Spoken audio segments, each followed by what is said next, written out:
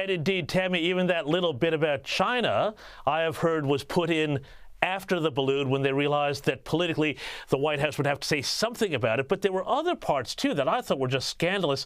Have a listen to this bit. Fentanyl is killing more than 70,000 Americans a year.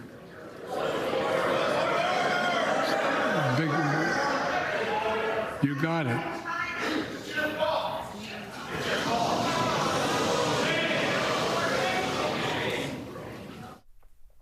Well, I mean, fentanyl was a big issue in the Trump campaign when he was president, but empathy is great, but he refuses to do anything about it. It's pouring in through the southern border, and yet Joe Biden just stands there and smirks. How can he do that? He smirked.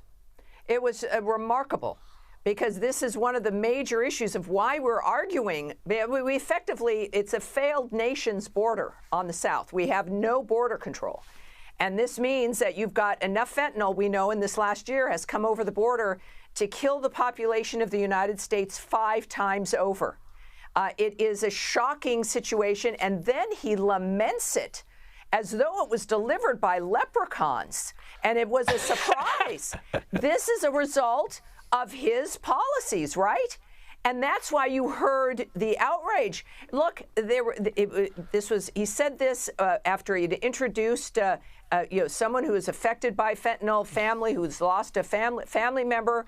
That is true for at least 70,000 Americans a year. This is a major attack on the Americans in general when it comes to the number of deaths.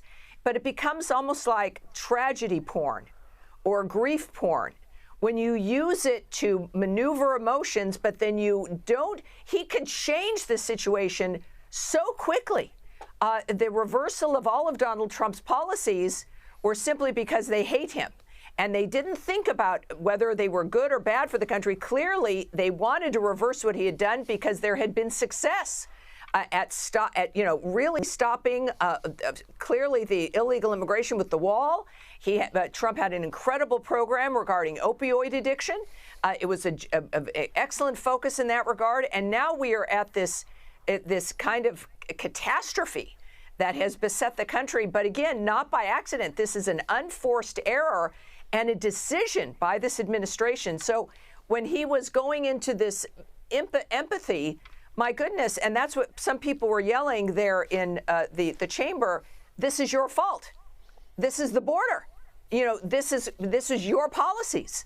And that's what Americans understand as well. The crime, the fentanyl, the cartels that now are making so much money, the sex trafficking that goes with that. It is a horrible dynamic that the Biden administration watches. And then when he understands finally what they're saying, he smirks.